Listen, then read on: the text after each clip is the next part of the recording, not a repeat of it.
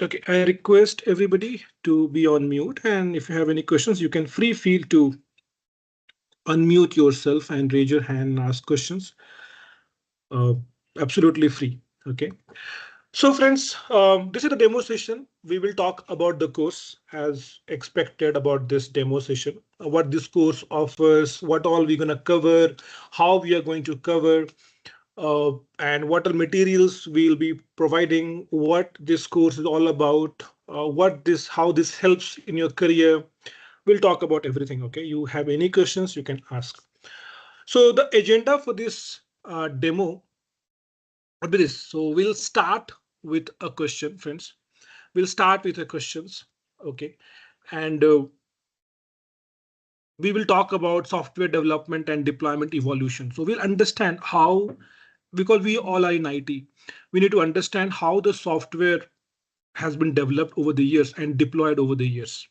And that is when we will understand the current situation, right? And then we'll talk about this course, how this course fits into the current technology that we have.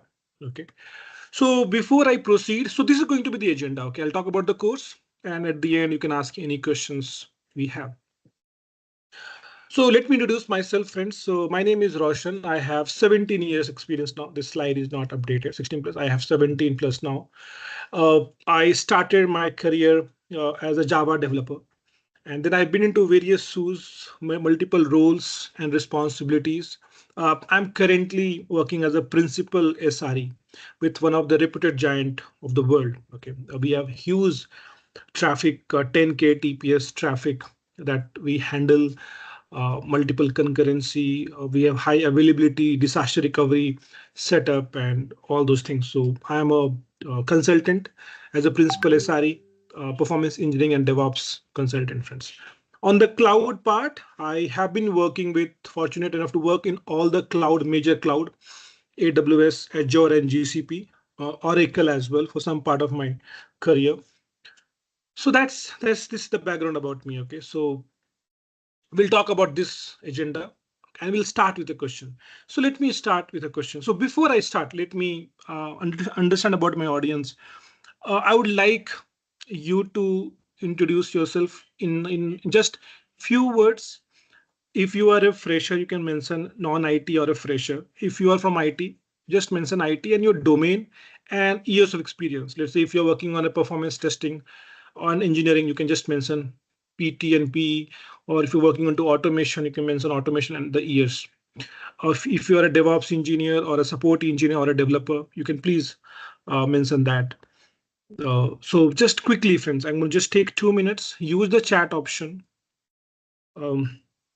Just help me understand so that I can relate this demo to all of you. Okay, so just help me understand IT, your core experience. Let's say you are into performance testing, engineering, right? And just years of experience, let's say 7 years. Non-IT can also mention like this, non-IT or a fresher. So help me understand about you, friends, so that we can take it forward.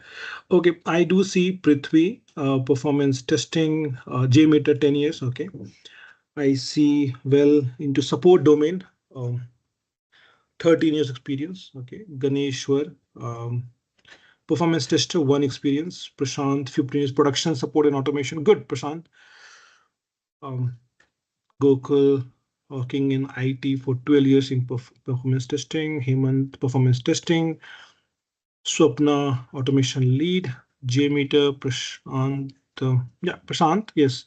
You could help me understand your profile better, Prashant. It'll be better. Ravi Sankar, 17 years into test automation, performance testing, test management. Peter, software testing. Good. Welcome, everybody. Sudarshan, 5 experience to subsystem engineer, SCCM and Intune. Okay. DevOps engineer, Arlena. Okay. I hope I pronounce your name correctly. And Arlene D'Souza, right? Narayan, 12 years, performance testing, performance tester, 4 years. Selva, performance testing, Himansu. Okay, perfect, good. Jakir, SRE fresher. Perfect. Good, friends. Okay, I'm all set. Most of you are from performance testing and engineering background, working at the Jmeter. Few of you are working into the production support. Few are from automation. I see. Perfect. Good. And I think Rahul is from functional testing. Good. Okay, friends. Sounds good. Welcome, everybody. Thank you for this quick introduction. So, friends, the question that I have is going to be applicable for all. Okay. Though I have mentioned performance testing in the slide, but it's going to be applicable on anybody in IT. Okay. Please answer that. Do you think everybody here in this group think that we are expected to know these, irrespective of the technology you work? Maybe as a functional automation engineer, you may not understand or you may not say yes to this question because you are basically talking about the application performance. Okay. Anybody, any question? Okay. Anybody wanted to say something? Okay. So here is the question, friend. Do we all think that we need to know these technologies, these skills? We should have these skills as of now in the market. So as a performance tester, engineer, as an SRE, as a production support, system admin, Linux admin, do we think so that we need to know all of this? DevOps, microservices, containers, and cloud, right? So this is a simple question I'm asking. So I'm getting responses. Prithvi says 100%. Ganeshwar says yes. Ravi Shankar says yes, definitely. Peter says yes. Swapna says yes. And I believe few of you would be nodding your head yes, right? Absolutely yes, friend. Why these are, why we are talking about why I have put these things only in the first slide, right? Why I have put this in the first slide? The answer to this lies in the next slide.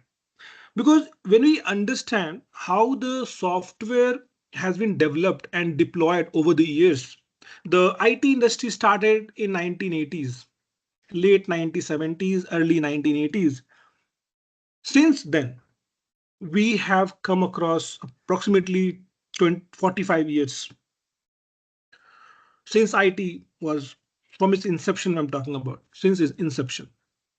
And why I have put these four things? Because this is what relevant in the current market. You will understand when you see my next slide here.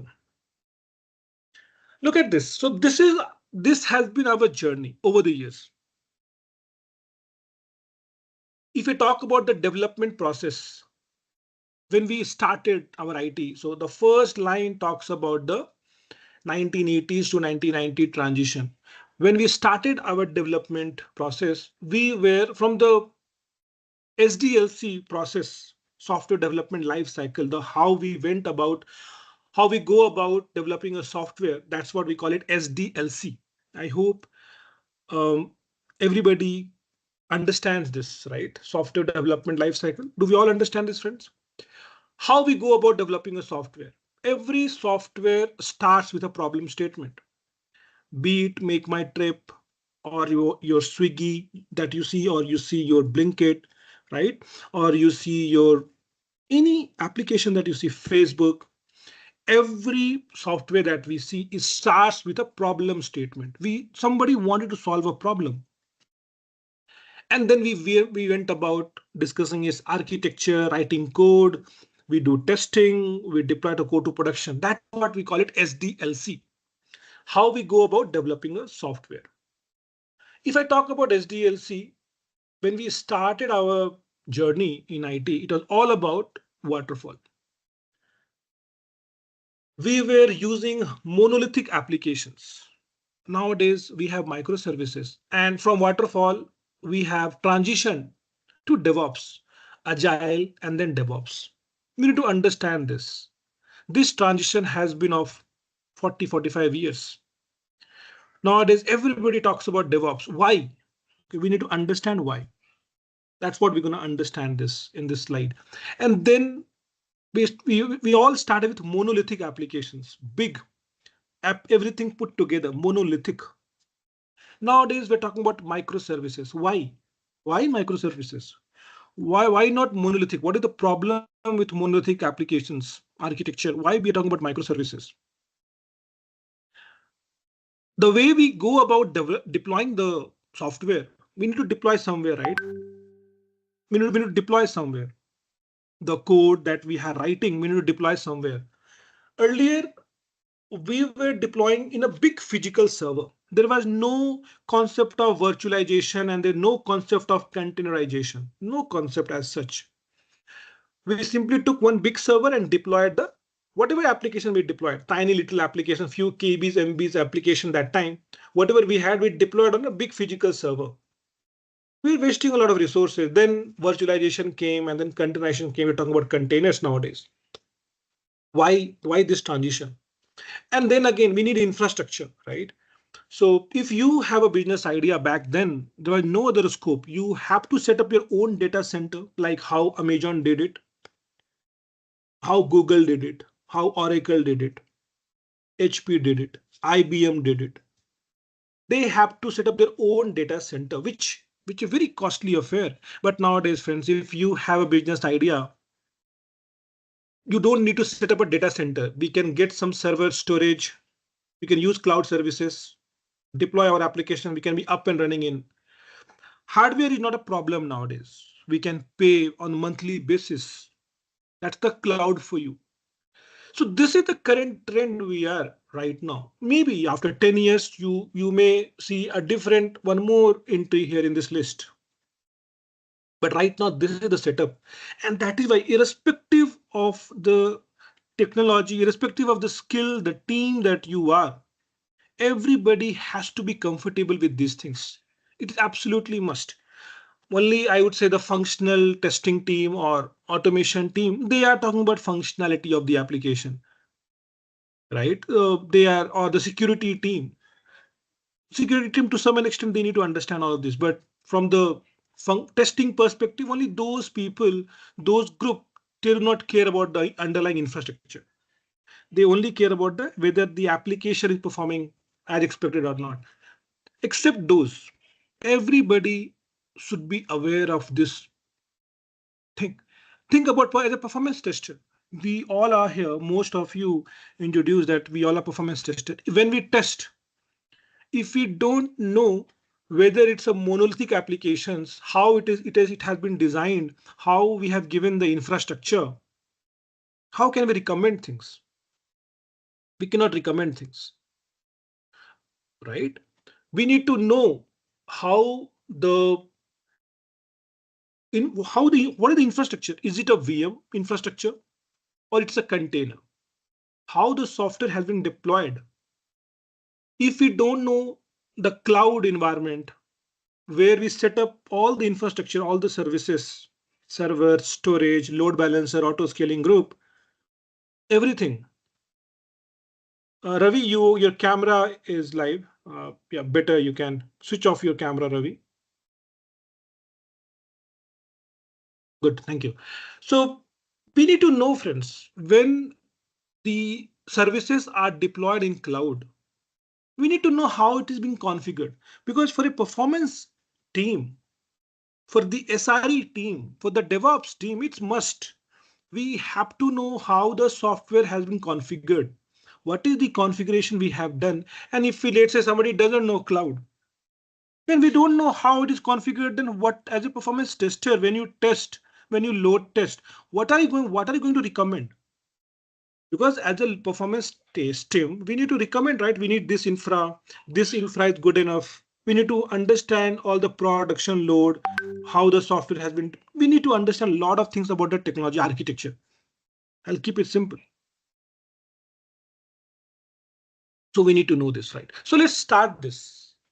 So friends, I hope you got the context that why we are talking about these four things: DevOps, microservices, containers, and cloud. I hope we are all on the same page. Let's understand this one by one, each one of this. I need a thumbs up from all of you if we all are on the same page. Shall we talk about this slide more?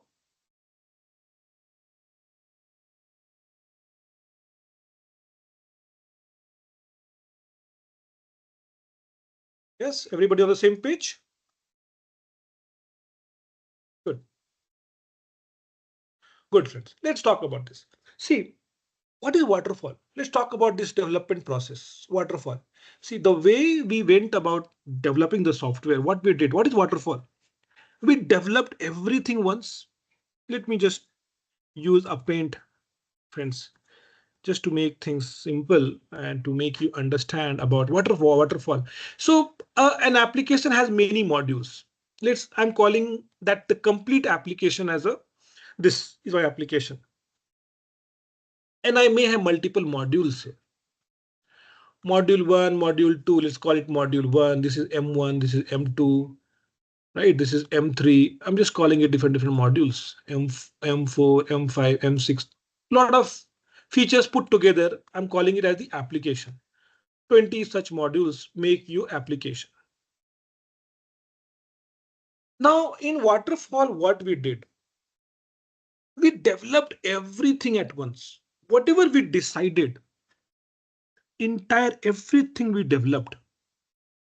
And when everything was developed, what we did, we started to test the application.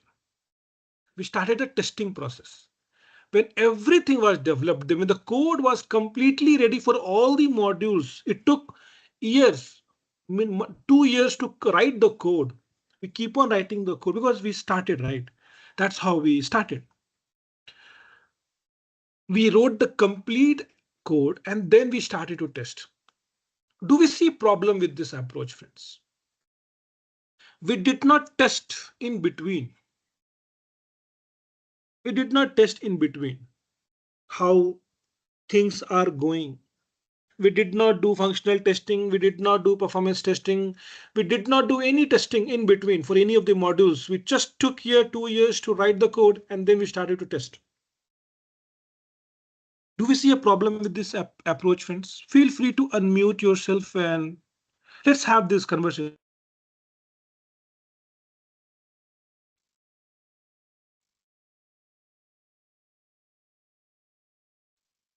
Raushan, yes. Go ahead. What do you see, Narayan? What is the problem? So, for example, if there is any bug in the application, we can't move to the previous phase. Mm-hmm. Okay. Okay. Who is speaking, Yeah. Narayan or Nageshwar? Gnanish. What is the Narayan name? here. Yeah, Okay, sorry. Narayan, you are Please Narayan. continue, Okay. continue here. No. Yeah. Okay. Okay. Please go ahead. No, Okay. this Yes. is, let me, this agile methodology, it will take time. So it will take long time to deploy, to develop and deploy for the testing purpose. So It's whereas, waterfall. Okay. Which waterfall? So let me correct you. We are talking about waterfall approach. Agile will come later. Okay. It's a okay. waterfall approach. Yeah, sorry. So this is the It's what, waterfall. We developed everything once and then we started to test. So as everybody would have guessed, we don't want to get surprised. Mostly we got surprised at the end. Okay. That is what happened. Eventually we got to know the application is not scalable. Let's say the application is not able to scale more than 10 users. What will you do now? After doing all the development work, you are finding out the architecture has a flaws. Now, can you go back and re-architect because the entire code you have written on that architecture? Is it easy to make such changes? no, No. Right? Fundamental flaws finding so late is not good. That was the problem. See, we learned from our mistakes. A lot of this is a primary thing. Okay. So we went to agile now. And what we did in agile, that next process that we have is agile. What we did, the same development, what we did, we took in phases. Okay, I will develop phase 1 first. We'll take this functionality. These 4 functionality will take up. Then we will develop it, test it, functional test, automation test, performance test, security test, everything we will do, UAT testing, every testing we will do. And then we'll go back to the customer for the feedback. We'll take the feedback, we'll show some prototype and we'll get the feedback from the customer. And the same process will go on in the next phase. Phase P2, again we'll take some storage, right? We'll develop some code, we'll test, we'll do functional testing, performance testing, security testing, UAT testing. We'll do all those things. Again, we'll take the feedback to the customer. And this is how we went. Makes perfectly sense. That's how we do things. That's how these things should have been. So that's the agile for you, friends. I hope most of you are in agile here. How many of you are working in agile here, friends? Most of you. Yes. Quick thumbs up. Yes. Yes. Narayan is working on agile. How about others? Use the chat option, friends, or you can use anything. Okay. Yes. Good. Now, what is the why then DevOps? See, there is no problem with agile as such. Only the manual part. Okay. Only the manual activities, which took a long time. What is the manual type? So when the code is ready, think about it. When the code is ready, friend, what do we want what do we want to do with that code? When the code is ready, when the developer is ready with the code, what do we want to do with that code? Anybody? Simple answer it is, okay? Not complicating at all. Simple question, simple answer. What do we want to do with that code? We have to deploy Deploy. in. We want to deploy the code to production. Simple as that, right? But we cannot simply deploy the code to production. We have to deploy in some lower environment. We need to do functional testing. One functional testing is done, we'll do performance testing. Now, functional testing could be done manual or automation. That's different story. Functional testing, then performance testing, then security testing, then UAT testing. Now, all these validations, when all these validations are done manually, think about it. Do you think it's going to take a lot of time for you to deploy the code to production? Yes or no? I'm Yes. going to just show you one slide, friends. Okay, just simple slide. Look at this here. All these are steps. I'm talking about all these steps. How we go about developing a software, SDLC. And let's take this example of Make My Trip, right? We have all these steps. When the developer is ready with the code, writing the code, we want to deploy the code to production, but we have a lot of validation steps in between. We don't want to skip all the validations. We need to deploy in some lower environment, do the testing, various kinds of testing. And once we get a green signal, when every team signs off, we only deploy the code to production. Now think about it. When these things are done manually, do you think the agile process becomes slow? Functional team will raise a bug. Developers will look into it, they will fix it. Now once they will complete, it will code will come to performance team will test, will raise some bugs, we'll again discuss with the developers, security team. These things delay the process, and that is what DevOps talks about. DevOps is nothing different than agile. Okay, there's no problem with agile process as such, the way we go about developing the software in phases. The only problem, the only thing what DevOps talks about is increase the release velocity through automation. When the code is ready, we don't want to wait a long time for the code to go to production. It doesn't mean we'll skip these steps. No, we will automate everything as a pipeline, CI/CD pipeline, continuous integration and continuous deployment. We will automate the entire process. What is the process? What are different steps we are talking about? We're talking about here building the code. Let's say if the code has been written in Java, we need to build the code. We need to compile the code. We need to uh, do the unit testing of the code. Then we package the code. It could be .jar file, could be a war file. We need to package the code. Now, when we package the code, we need to deploy some to lower environment. So these are all these steps. And if we could automate all these steps, we could fast track the process. And that's what DevOps talks about. Friends, are we on the same page? What DevOps talks about? what DevOps solves. So agile plus automation, you can tick as DevOps. DevOps talks about the better collaboration. If you look at the DevOps word, friends, it's combined of two words, development, DEV, development, and OPS, operations. So it talks about the better collaboration between the development team and operations team.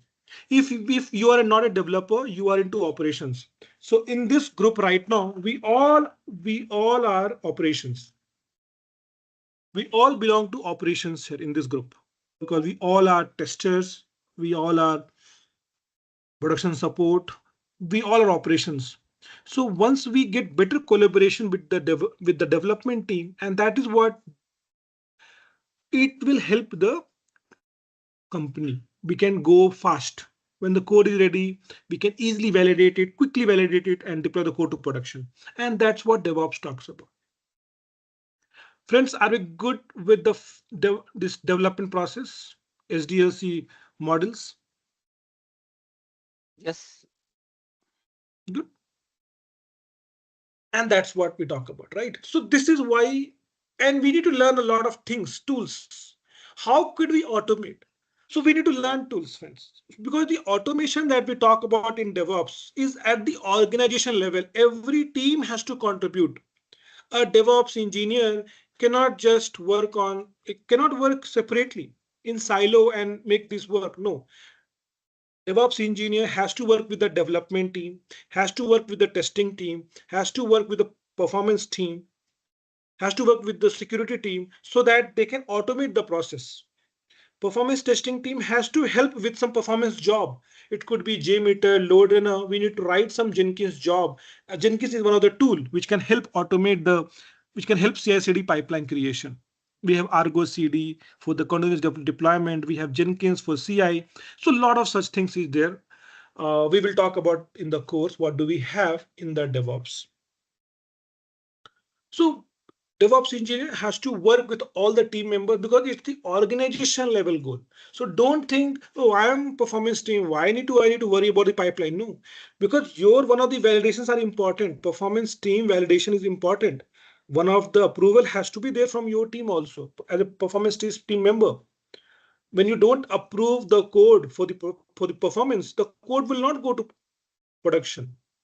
Right? Your approval is required, and then you need to contribute to the automation, the CI/CD pipeline. You need to be a part of the pipeline. So we need to talk about how a performance team or automation team can help create a job for the DevOps team for the CI/CD pipeline creation. That is at the organization level goal. Right? Now, coming to the second part, friends, application architecture. When it all started, we were writing everything in a monolithic way. What is monolithic? Again, I'll show you a diagram that will make things easy for me. I'll just do one thing. Let me just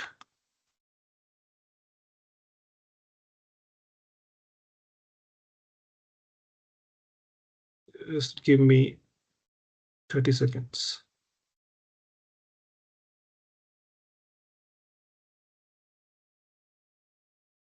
Okay, friends. So what is monolithic and what is microservices? The understanding has to be important. Everything is mentioned here. So what I'm showing you here, friends, is the 3-tier architecture.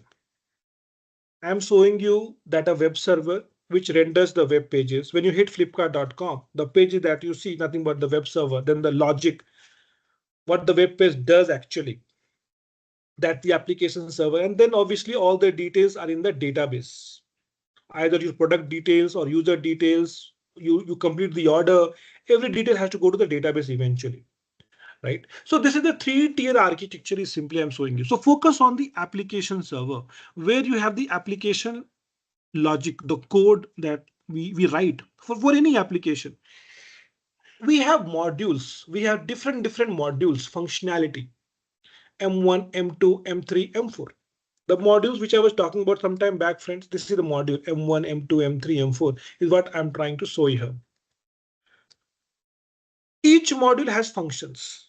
we write the code. It could be we could write the code in Java, Python, Node.js, Go language, any language. We need to write the functions.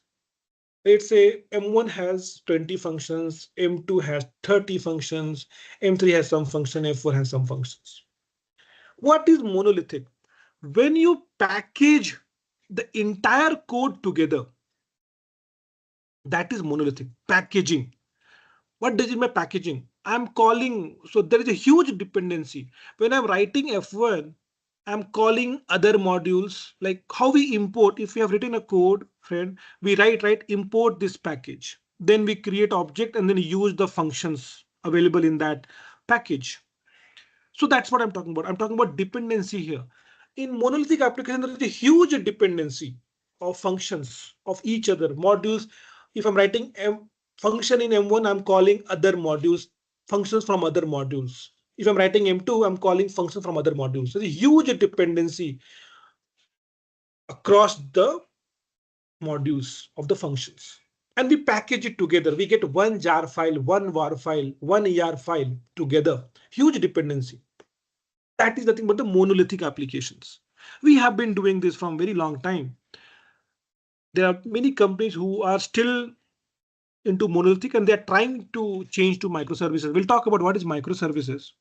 But when you package everything together, when the huge dependency, the functions are being called anywhere and everywhere across the modules, that is nothing but the monolithic applications.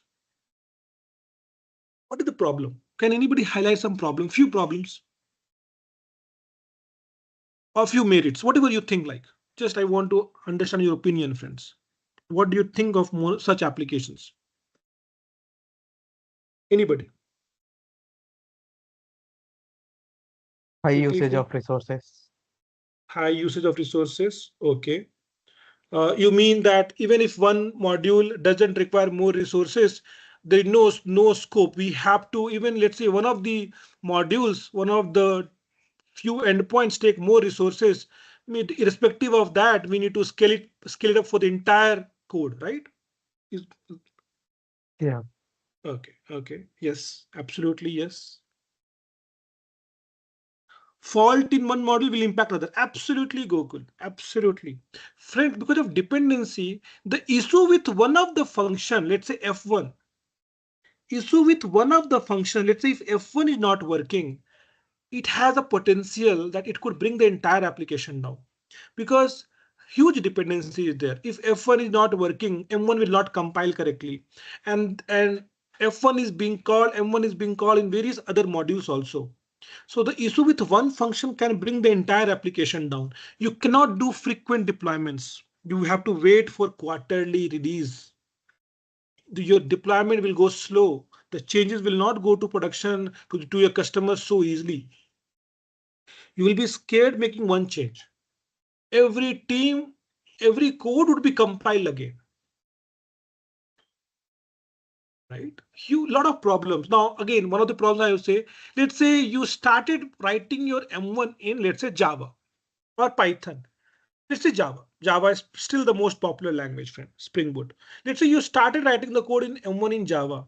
You don't have any other option for other modules, future modules. Let's say you are developing your business, you're growing your business, you need to add some more features. You don't have any other option but to select Java for your future modules. You have to stick to the same technology. If you have been writing in C, you have to write the same. If you have selected Ruby in the beginning, you have to continue with Ruby on Rails. You cannot choose a best technology at one point of time in future because you're calling the function directly. How can you call the function two functions written into different language? Doesn't matter. It doesn't work like that. So what is the solution? Split it. And that is what we call it microservices. When you split this monolithic applications, the end result that you get is nothing but the microservices. Independent, self-sufficient applications is what called microservices. I'm going to split the code M1 separately, M2 separately, M3 separately, M4 separately. I'm not going to call the functions. If M1 needs some information from M2 or M3, M4, they will call the APIs. I will expose APIs for each modules, for each microservices. We'll expose API, get call, post call. We'll expose APIs. If M3 needs some information from M1, yeah, they will call the API and get things done. Now I can write M1 in Java, M3 in Go, M2 in Python, M4 in Node.js. Doesn't matter now because I'm not calling the functions. I'm exposing the endpoint. Endpoint can be called even if they are written in different language. For example, friends, when you go to make my trip, I have given this example here. When you go to make my trip, when you search source destination date, when you click on search, it makes a call to all the flight carriers and it displays every flight carrier details of that particular day. Do you think Make My Trip owns the database of each flight carrier? What do you guys think? I would like to understand from you. Yes. Do you think Make My Trip owns it? Yes or no? No, it will call the APS, endpoint APS. Yeah. Correct. Correct. Make My Trip doesn't own anything. You can go to Indigo, purchase. If you want to use Indigo API, Indigo has exposed APIs. Clear Trip, Make My Trip, or so other website, they have purchased API from Indigo. They pay some amount to Indigo. Indigo has been written in different language, Make My written in different language. They have exposed endpoints. Even anybody can go and purchase, use those endpoints and get the details. They call through API. If you are trying to get some information, call the get API. Get the API and what Make My Trip does, it just show the details in a good format for you to read, for us to read. That's what Make My Trip does. Just a mediator between you and other websites. So but it gives you the unified platform, unified view. That is why we use Make My Trip or Clear Trip. You can no, if not, you can go to individual website also. You can book the tickets. We call the APIs, friend. Make My Trip doesn't own anything. Now, when you try to book the ticket, you do a post call. You provide all the details, passenger name and every details, and then you post the code and then reservation happens, order happens, booking happens. Everything is through API. So that is what the microservice we're talking about. So we don't call the functions, we'll make it independent. When we use, let's say we are in Swiggy, we are using right Swiggy, Jmeter, we are using so many websites. The payment gateway is a third party. Right? We go somewhere now, it's UPI. It is calling UPI.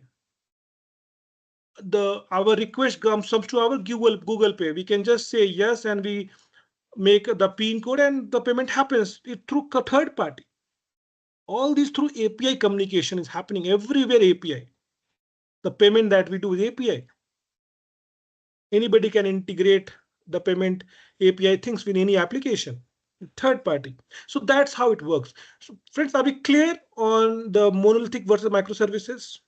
So microservices, why we do it makes, look at from the application perspective, it makes the application more available, more reliable.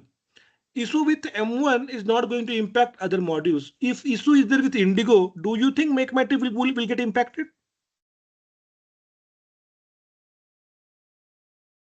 No. No. Two different applications, same thing, right? M1 is having some issue. It's not going to impact M2 core functionality, M3 core functionality, M4 core functionality. It's not going to hamper that. So we need to only fix M1. To fix M1, you don't need to deploy other modules code. So these modules are nothing but the microservices. Making sense, friends? Monolithic versus microservices. Are we on the same page? Yes. Yes, sure.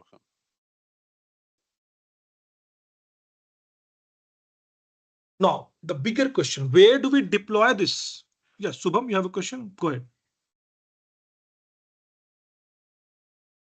No, Raushan, I'm okay. I'm all good. Okay, you have raised the hand. Okay. Raising the hand means you have a question. Okay, no problem. So now the next question is, where should we deploy this monolithic application, the big code that we have? And then we have microservices. Where do we deploy this? So friend, this has always been a challenge and we have progressed a lot in this space. The way the infrastructure, we are using infrastructure is we have optimized a lot. We have made huge progress. So when it all started, friends, we were deploying things on physical server. We were deploying things on physical server. OK, let me just again show you one diagram. We were deploying things on physical server, friends. This physical server.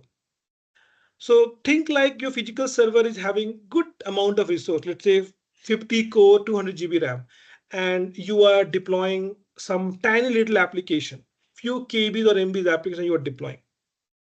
Do we see a problem with this, friends? Anybody see a problem with this? What is the problem? Wastage of resources if the application Absolutely. is just Absolutely. MB. Yes. We are using full physical server. Unnecessary. We are not utilizing the resources better. And trust me, even if in today, if the bill is 10,000 per month for any customer, 90% of the cost, 90% of the cost goes in the server. We have been doing so it was so around 1980s, friends. So this has always been a challenge and we have made a good progress. I'll talk about that. So we are wasting resources. Then around 2000, a technology came. Virtualization. Virtualization. What did we do? We installed a software on this physical server called virtualization software. We installed a software. You can virtualize your own laptop also, by the way. You can use the virtualization software. Let's say your laptop has, let's say, 16 GB RAM and good processor, let's say 16 core processor. You can create 4 VMs, 4 virtual machines in your own laptop also. Using a virtualization software, you can virtualize your own laptop as well. You can create 4 different VMs, virtual machines inside your laptop. So this is the same technology I'm talking about. So we installed a software on this physical server called virtualization software like Hypervisor or VMware or Oracle VirtualBox or Hyper-V. Hyper-V is from Microsoft, VirtualBox is from Oracle, VMware from VMware. And we can install this kind of software and we could create VMs. VM1, VM2, VM3. We could create multiple VMs. And now in each VM, we can deploy the monolithic applications like n-tier application. In VM1, we can deploy web server. In VM2, we can deploy app server. For VM3, we can deploy database server. We can do that. So yes, we progressed a lot. It was a great thing back then. Still, we're using VMs. VM offers security, virtualization. You can trust this in productions. We have been using this VM for many years.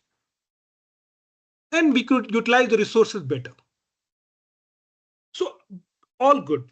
OK, we all did good in virtualization. We could create VMs and we could deploy applications. Now, around 8 years back, around 2015, 8 to 9 years back, 2015,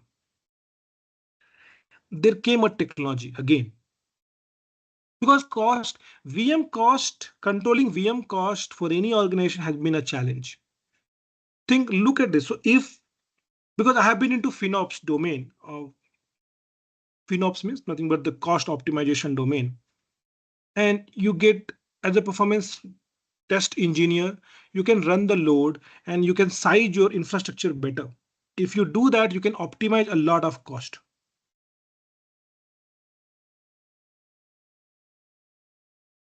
Ravi, we'll talk about security. We'll talk about the agenda right now. We are talking about virtualization and resource optimization. There are a lot of ways security can be done. OK. So think about it. So we could deploy virtualization software and we could create VMs, VM1, VM2, VM3. So over the years, we found that we are not able to utilize the VM resources also completely. The VMs are mostly to 20 to 40% utilized. Yeah, it's much better than directly deploying on the physical server, much better. But eventually we are 20 to 40% utilized.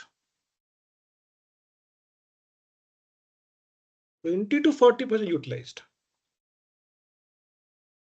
So around 8 years back, there came a technology, friends, called containerization.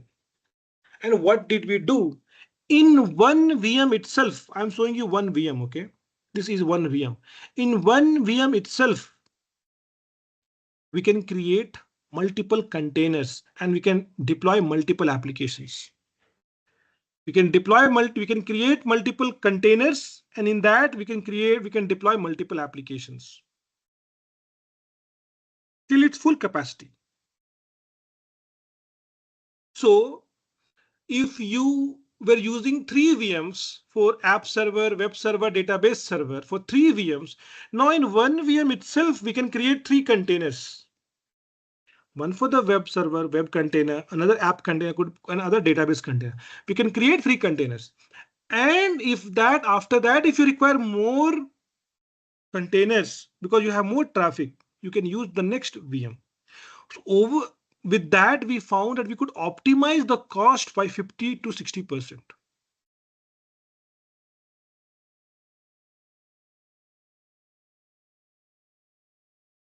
Right?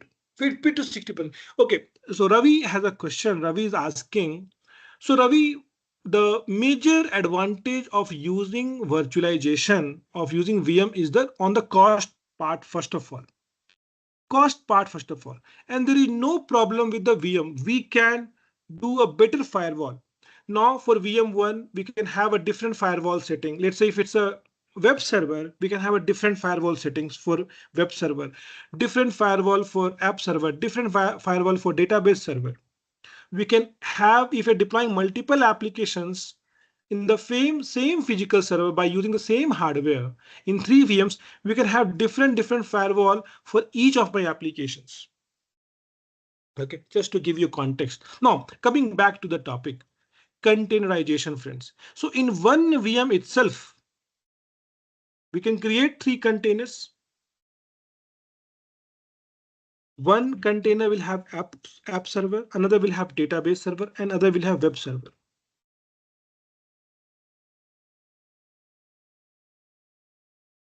What is the main advantage? How could we do that? We need to install a software called Container Engine. We need to install a software called Container Engine on the VM. Every VM has the OS. On top of that, we will install a software called Container Engine. Like how we installed a software called virtualization software on the physical server, we will install a container engine like Docker or Rocket. These are the examples of container engine. We'll install container engine on the VM, and then we can create multiple containers. And what we will deploy on the containers? The applications, the microservice application, any application you can deploy. What is the main advantage? Our end goal is only one. What is the end goal? Efficient utilization of the resources. We don't want any underutilization. We don't want resource to get wastage. And the containerization helped in that immensely. It helped in such a way that overall the company has reported when they switched from VMs to containers, the same application, whatever they had in VMs, deployed on VMs, when they use containers, when they use just the containers, same applications, they could optimize the cost by 50 to 60% up to. Because you're utilizing the resources better. You don't have underutilization, you don't have wastage. And that is the main intention of this. Okay. Sounds good, everybody? What is the container? Yeah, we'll talk in detail. So container like a mini process. Think like a process. Like how we have process, like this is my laptop right now. I am running Teams application. I'm running Chrome application. I'm using Paint. They are my process. So containers are like processes for the VM. but they are very unique. We will talk in detail. We have a topic, good topic in the course. We'll talk about that. Correct. Containers are in VM, Gokul. Yes, that is what. So we took one VM. That's what I'm showing you. Everybody, don't get confused. We took one VM. We containerized that VM. We could create multiple containers in that VM and deploy applications in that. Why? Because we wanted to utilize the resources better. And how we do that, we'll talk about it. We have in detail things about the course, but that's how the technology I'm talking about. Friends, are we on the same page on the physical servers, virtual servers, and containers? Getting comfortable with this slide?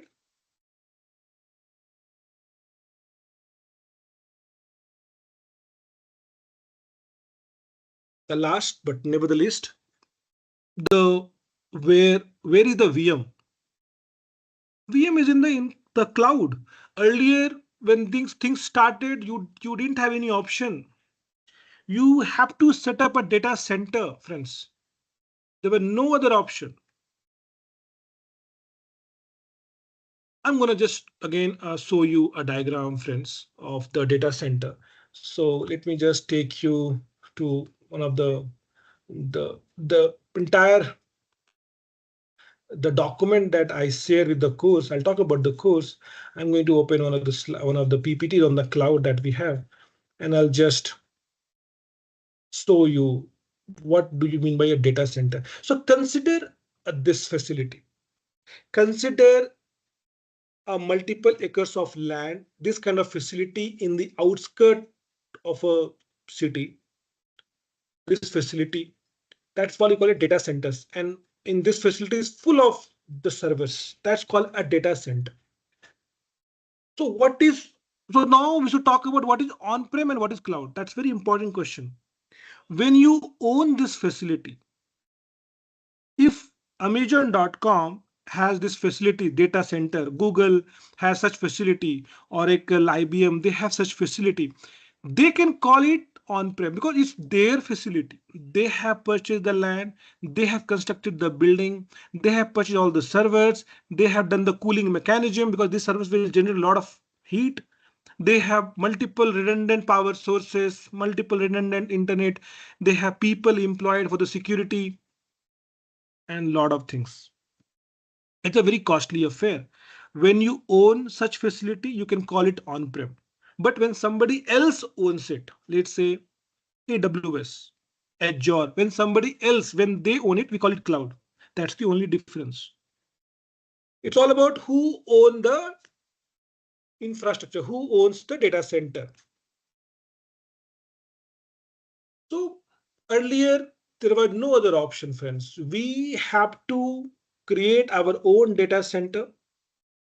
If you have a business idea, please create your own data center and get things deployed. But nowadays, we have a lot of such data centers available. People have invested a lot and they have a business model. AWS, Azure, GCP, they have this business model.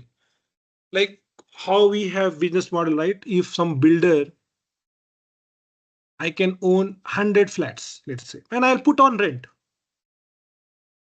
My tenant that is not going to own the flat, but they're going to pay me the rent. That's the cloud business. They have invested a lot in the data centers. Now, right now, I don't have that much capital to set up my own data centers, but I can pay monthly bill. I'll use cloud services. I'll use server storage. In the entire Netflix, they use AWS. All the content that you watch in Netflix, they're in AWS, friends. They use storage service. S3, they use one of the storage services. So I can use server storage. I'll pay them rent. I don't own anything.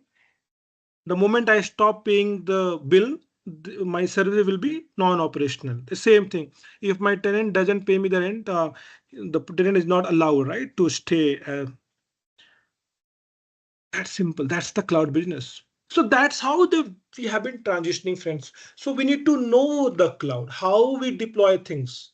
So every cloud, friend, has this management console. I'm showing you about AWS. Every cloud has this management console. We need to learn things. How do we create server? How do we create storage? How do we create load balancer? How do we create auto scaling group? How do we create containers? What are the different services we have? How do we do security? In security, we have so many services, web application firewall, seal for DDoS attack, right? So many things that we need to learn in the cloud when we want to use it. They have many services. They have made our life simple. How they have made our life simple. We need to understand, learn about cloud. Then only we would be able to understand this. Same thing, same admin console you have for Azure and for GCP also. The use case remains the same. Everybody offers the same thing. Whether you rent it from one builder or another builder, the flat is going to be the same. Only the look and feel will be, the dimension will be different. Same thing happens in the cloud. Whether you go to AWS or Azure or GCP, you get the server, you get the storage, only the look and feel and the way you provision will be different. But eventually all are the same product. So if you know one cloud, it's easy to learn others. Okay. Friends, are we good with this slide, everybody? Everybody. Did we learn all something today? Yes, Roshan. Yes. Yes, sir. Yeah. Perfect. Good. Okay, so I'm going to talk about the course, friends. What is the course that I'm coming up with and how it's going to help you in your career? Because I have been in your shoes and that's why we have customized this course as per the requirement market trends. So I'll talk about the course now and what all we're covering, how we're covering, what all we're going to documents, everything that we are going to share. I'll talk about that in the next 30 minutes. Yeah, Prashant. So your question, I'm going to answer the question in the next module. Yeah, Prashant, you have raised your hand. Any questions you have? Prashant, I see your question. You have raised your hand. Do you have any question? I'm going to answer your question in the next 30 minutes. You're gonna understand. I'm going to explain your question in detail. Okay, please lower your hand, Prashant. I get confused whenever somebody raises the hand. Means they're asking question. Okay, good. Friends, the course.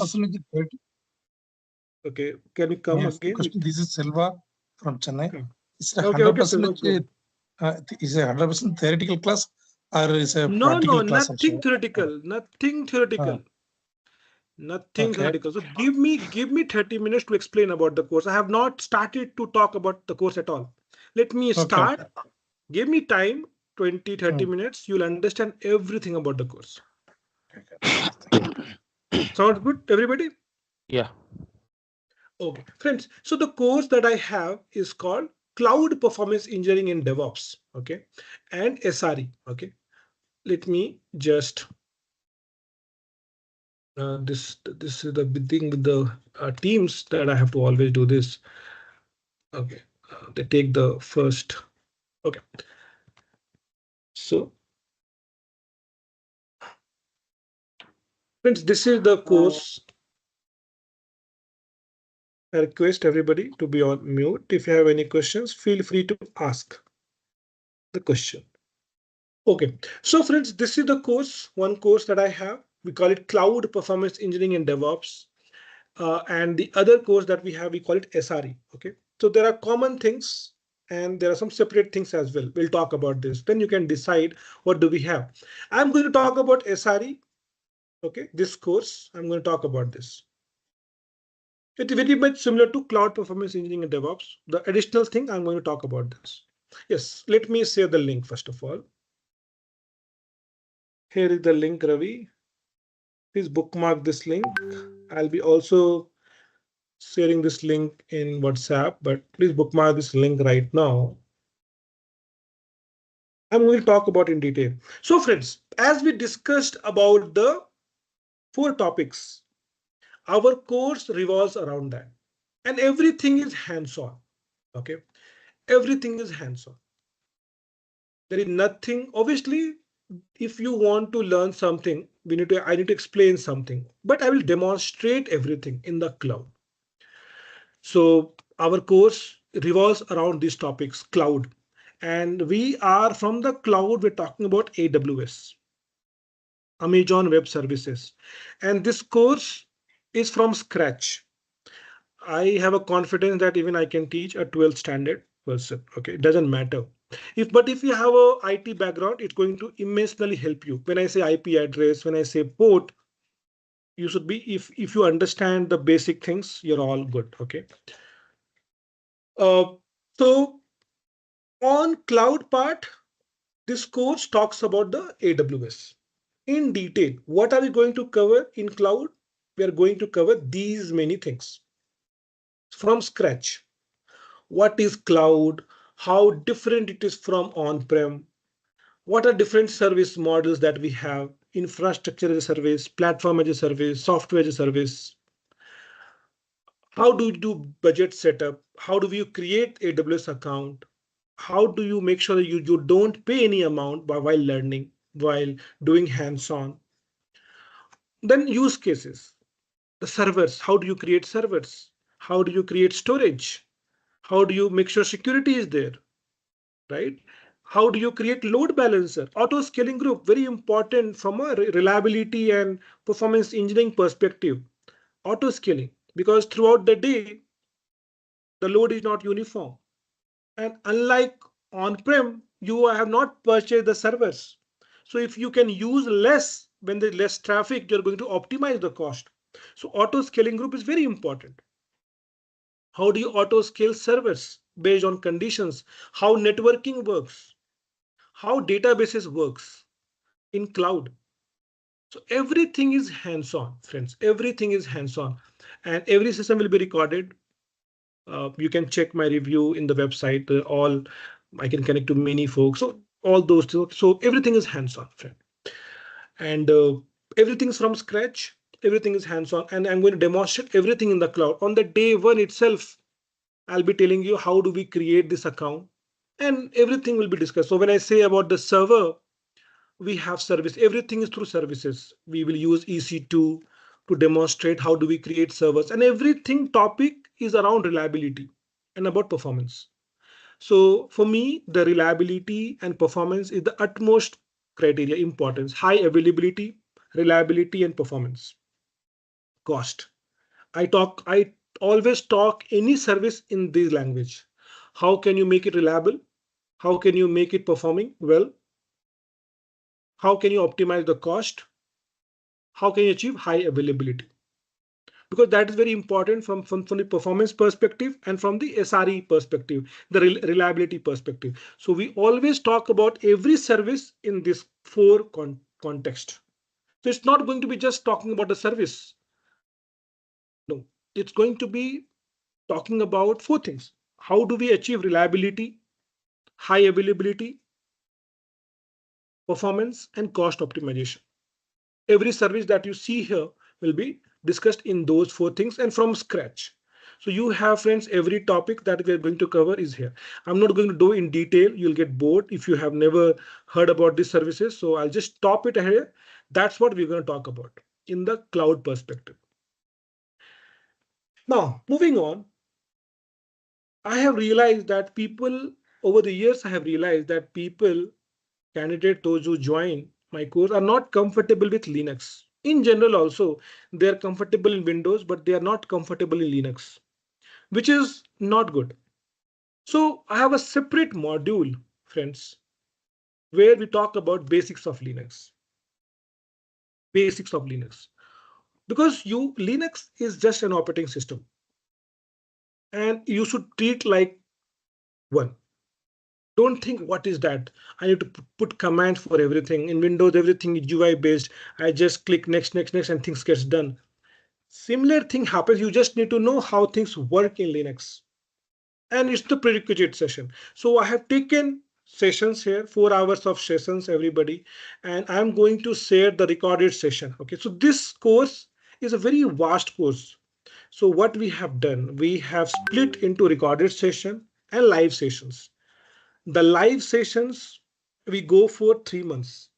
We meet every weekends, 2 hours each, Saturday 2 hours, Sunday 2 hours, 7:30 p.m. IST to 9:30 p.m. IST.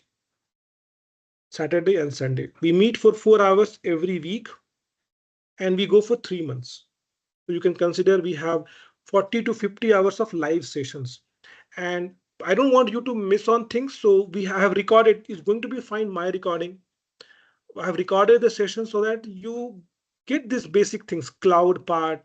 So not the cloud part is complete live session, the Linux part and a few other things. I'll talk about this. So Linux part, it's going to be my recorded session. So I'm going to show you the recordings, friends. Let me show you the recordings that I'm going to share. This is the recording I'm going to share. Okay, so let me talk about this first. So this is the one of the batches. When the recorded sessions, the live sessions, the recordings. Right now we are recording. So this is going to be one of your demo sessions. Like this, you will be creating a playlist. I can find the latest playlist also. The last one of the batches, July 2024 weekend batch is over, and right now weekday batch is going on. So the live sessions batch is going on. So I take weekday also, 3 days, weekdays, Tuesday, Wednesday, Thursday, 7:30 to 8:30 to 10 o'clock, 1.5 hours, 3 days. And then we have the weekend, 2 hour. I take Saturday, Sunday. So this is the weekends batch. So this is going to be our demo sessions. And similarly, when we complete day 1, day 2, day 3, you'll be getting recordings like this. Okay, you'll be getting recordings like this. These are the live sessions. So these go for 3 months, friends. The live session goes for 3 months. If you're starting the batch right now in October, it is going to be ending January only. So October to November, November to December, December to January. It's going to be end in the last week of January. That's how it's going to take, because it's a very vast thing. We talk about a lot of things here in this course. No, Ravi, we talk about AWS. As I told you, we cannot cover all the cloud. You need to be good at one cloud and you can easily learn other cloud. I can help you get started on other cloud because I always relate the services. So it doesn't make sense that we talk about all the cloud. We learn AWS and then you easily transition to Azure or GCP, whatever you need. So, but we focus on only one cloud. That's how we should learn things. Start with one, and then when you require, you learn others. That's how even I have learned. Started with one and then adopted. I have worked on 4 cloud as of now. Doesn't matter. If you know one, it's easy, simple. So this is the live sessions that we're talking about. Now we have the Linux part. The playlist which I'm going to share is this simple playlist of around 3.5 hours. My recorded sessions. I'll be sharing this on day 1, and you will be expected to complete this basics of Linux. Okay, and then for every topic that we have, we are going to share the PPT as well, like this. Like I was showing you the cloud part. This is the cloud PPT which I share. I share this entire thing here, the folder here. I add you to this. Let's say if I show you, there'll be a lot of folks added here. I have been adding a lot of folks who have been taking my courses, joining my courses. Look at this. I give you the viewer access, and look at all the people, those who have been joined. And there are other folders also, but I have stopped creating many folders. I just keep it with this name and I just keep on adding. So I'll be adding you. Those who get enrolled, I'll be adding you here, and you get access to every files, folders, everything's here. So this is the cloud. This is the Linux part. Again, I have for the Linux, I have one more PPT, separate PPT. So this is for the Docker. This is for the Kubernetes. This is for the Linux. So that is going to be the Linux. And in the video also, I have been, again, earlier I should take this live session, but I've stopped it because I want to focus on, I want to cover most of the items, right? So that's the Linux part. So we cover about, you get comfortable here, start with the basics, and everything is hands-on. In the recorded session, I have triggered all these commands, and I have demonstrated each of these commands in the Linux. Everything is hands-on. Okay, I'm going to show you things doing.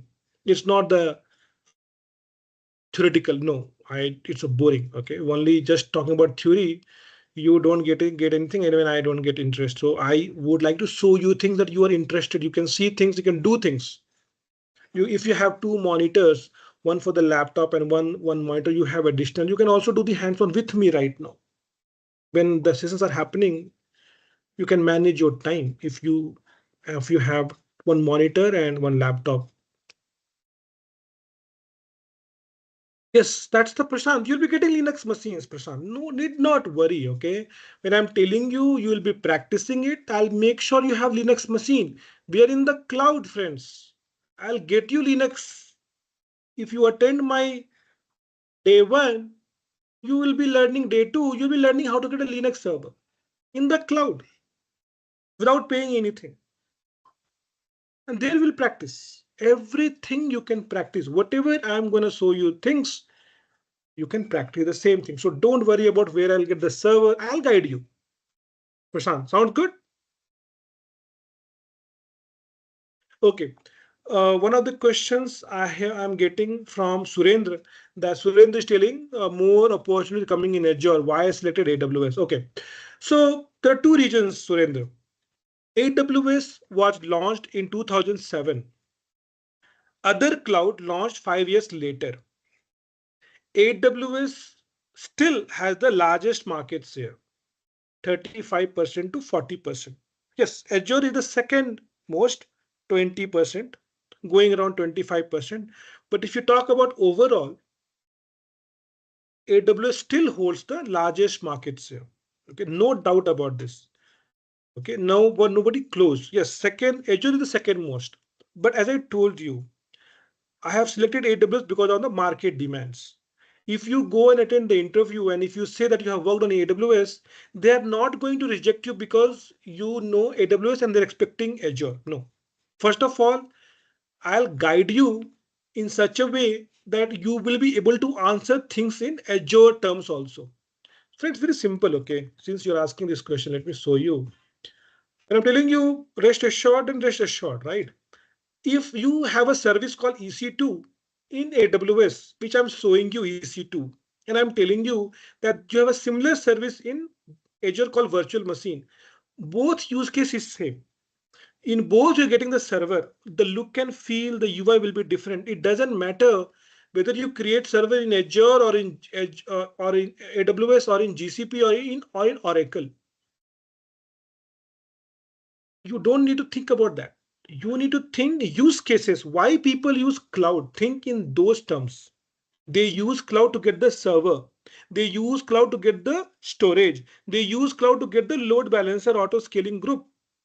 So when you see things being done in AWS, if you're interested in Azure, you can create the similar account and practice. It doesn't take long. When you know one cloud, it becomes easy for you to transition to others. Okay. I hope I answered your question, right? Yeah. Thank you so much, Rohan. Thank you. Sure.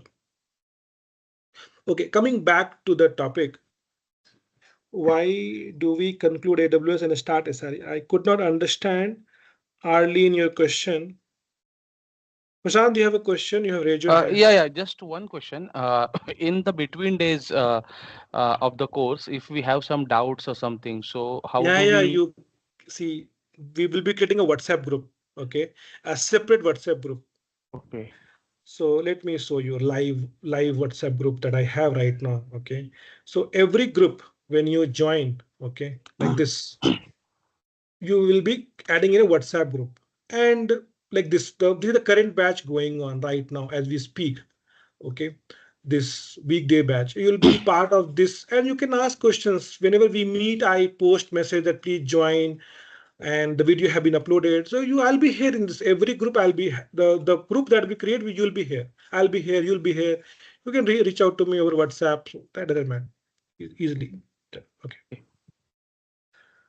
Every updates, you can post the question in the WhatsApp group, anything, it can be done. Okay, so I just was meaning to ask you that how long do you think this we're going to take to complete AWS, and when do we start with the SRE part of?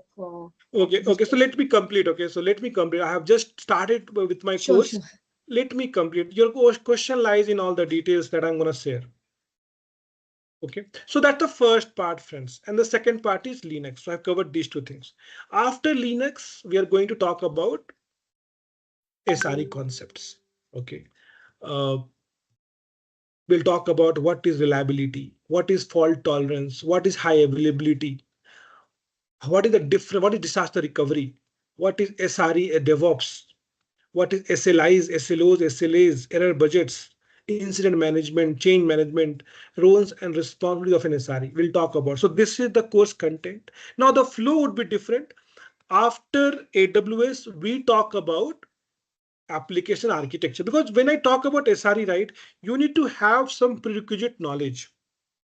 So I want to cover that first. Okay, so even if you look at the recorded session also, we have done the same way. Okay, the flow is this.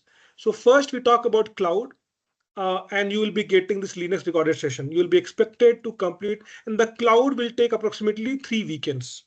Okay, because we cover a lot of things. So approximately 3 weekends, 6 sessions will be going in the cloud. We'll be talking in detail about the cloud. So tomorrow we'll be starting with the cloud, day one. That's how things will be. Now, after the cloud, we'll be talking about software architectures. What is monolithic, microservices? We'll talk about how do we create containers using Docker. We'll talk about Docker. And again, various concepts of Docker. How do we create Docker image? How do we build application using Docker? How do we create containers and all those things? Then we talk about Kubernetes. Because Kubernetes is the most important topic in containerization, because that is the orchestration engine. You yourself would have experienced, I'm not sure if you're attending the interviews, how much they're asking the question in the Kubernetes. Friends, have we realized that we are being asked question in Kubernetes? Yes or no? Anybody would like to say yes or no? Yes, Yes. definitely they ask whether do we have experience in Kubernetes. Right, exactly. So that's where this course pitches in, right? Because I understand the transition. When you are performance tester engineer, or you are trying to be an SRE, or you're into production support, you don't have full-fledged idea. That is where this topics come. So we'll talk about Kubernetes in detail. What is containerization? I will demonstrate using EKS, Elastic Kubernetes Service. Is the AWS service? We'll talk about it. So again, how do we monitor Kubernetes? How do we load balancer? How the ingress works? How auto scaling works in Kubernetes? Same thing I'm going to talk about auto scaling in VMs. When I talk about the cloud, I'll talk about auto scaling in VMs. In VM installation. When I talk about Kubernetes, I'll talk about how do we auto scaling in containers. Abhishek, you have a question? Do you want to ask right now, or you want to wait for some time? I prefer everybody, please wait for some time. You'll be getting all the answers. Let me complete. I'll take up your question at the end, friends. So we'll talk about Kubernetes. After that, that's the flow, Docker, Kubernetes. And then we talk about, friends, the DevOps part. As I told you, the 4 things that we are going to cover as part of the course. The same thing that we started in the beginning. Remember, the cloud. We'll start with the cloud. We'll talk about microservices. We'll talk about containers, Docker, Kubernetes, and then we'll talk about DevOps. That's the flow. Cloud, microservices, containers, DevOps. Because in DevOps, we are going to talk about how do we do automation using Jenkins. How, as you in the performance testing team, how can you help a DevOps team? So we'll talk about performance engineering in DevOps. What are different roles and responsibilities you have in a DevOps lifecycle? Yeah, I'm coming to monitoring part. Surendra, Abhishek, it's coming on the way. Just hold on for some time. So we'll talk about DevOps, friends. How can we do CI/CD pipeline? How do we do continuous performance testing in DevOps? How can we contribute as a performance testing team, as an automation team? How can we contribute? How can we create a Jenkins job? Because our job will be part of the pipeline. That is at the organization level. When the code is ready, things need to get deployed. Applications, the latest code has to get deployed in Nova environment. Then we need to do functional testing, performance testing, security testing, all these jobs, right? So we'll talk about this here in the DevOps part in detail. And everything is hands-on. I'm going to show you things. So when I say about I'm going to show you things, I'm talking about this. Let me show you the PPT, friends. First, let me just show you one of the diagrams. So I'll talk about the SRE part. I'll come here and I'm going to show you the pipeline that we create in the session, in the regular sessions. When I'm going to create this kind of pipeline, this kind of pipeline. CI/CD, continuous integration. So we'll create Jmeter job like this. And when the code is ready in the GitHub, when the developer has uploaded the code to the GitHub, how it can automatically schedule it, how the automated it will trigger the pipeline automatically. We'll take care about that. So I'm talking about Jmeter here, Gokul. Data LoadRunner can be also integrated. Jenkins has a huge extension of LoadRunner as well, but I'm going to demonstrate here for the Jmeter. I can share a link for LoadRunner also. Once you understand how the integration works, it's easy. OK, doesn't matter. You can integrate Jmeter with Dynatrace, Datadog, AppDynamics, Jenkins. Sorry, you can integrate Jenkins with AppDynamics, Datadog, Dynatrace. Jenkins has a huge plugins. It can integrate with anything. So we're going to demonstrate using this CI/CD pipeline, right, as part of the course. Now, friends, we talk about SRE concepts. How do we see when you say about SRE, you need to understand one thing. We need to understand how do we achieve reliability. What is SRE? Site reliability engineering. We are responsible for designing the application which is highly reliable. What is reliability? If the application goes down, if some failures happen, failures will happen. How the application comes to normal automatically? Can the application recover automatically? That defines how reliable your application is, and how to achieve that is what we cover in this course. How do we achieve reliability? How do we gain reliability? How do we make sure the application is reliable, performing with cost optimization measures, high availability is what is the entire idea of this course. And that is what we focus. So we talk about reliability here, friends, along with the reliability concepts. So we talk about the concepts later, much later when we have discussed about cloud, when you discussed about Docker, Kubernetes, Jenkins, when you understand automation, that is when we talk about reliability concepts. And that is what you make sense, because when I use the word managed services, we use managed service in cloud. You should be able to relate what is a managed service in cloud. How can you make your application reliable? How can you cut down your error budgets? How can you make sure you can manage your incidents? So when I talk about in those terms, you should be very much up to speed with me. That is why we cover everything prerequisites first. As prerequisite, you can talk about SRE. Everything one and same. It's all about knowing what is what. How do we handle disaster recovery? How do we achieve high availability? How do you make sure the application is reliable? Is what we're going to talk about. How do we measure SLOs? What is SLIs? So we talk about these things, right? And friends, after that, we'll continue to discuss about automation things. How do we gain resiliency? Then we talk about observability.